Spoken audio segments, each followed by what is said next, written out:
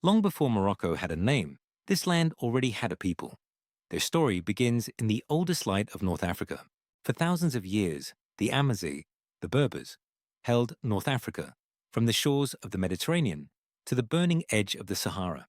They called themselves Amazigan, the free people, and that one word, freedom, would define them through every empire to come.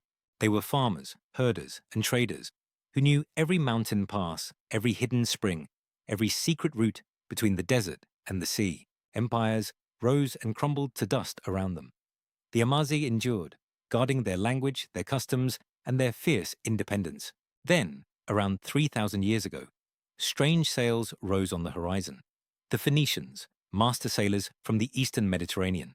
Along the wild Moroccan coast, they planted trading posts that grew into towns, like Mogador and Lixus. Here the treasures of the Amazigh world, ivory, gold, and the royal purple dye of kings, were traded for the riches of distant lands.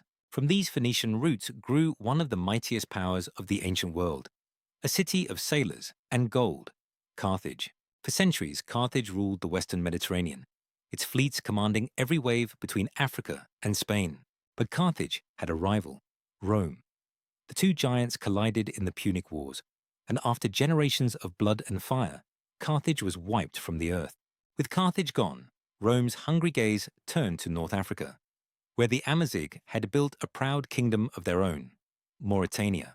Its most famous king, Juba II, was a scholar as much as a ruler, who wrote books on history, geography, and distant lands. But no kingdom stands forever in Rome's shadow. In the end, Mauretania was swallowed into the Roman Empire. The Romans razed a gleaming city whose bones still stand today, Volubilis, chief city of Rome's farthest African frontier.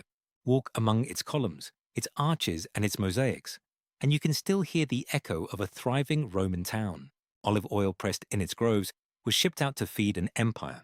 This was Rome's golden window on the African West. But Rome never truly conquered the interior. Beyond the walls, in the mountains and the deserts, the Amazigh remained unbowed. And when the Roman Empire finally cracked and crumbled, they were still there, on their own land, as they had always been, a native people, ancient and unbroken, who outlasted Phoenicia, Carthage, and Rome itself, every empire that ever came for them. And in the centuries to come, a new force would sweep out of the east, carried on faith and fire. It was called Islam, and it would change Morocco forever.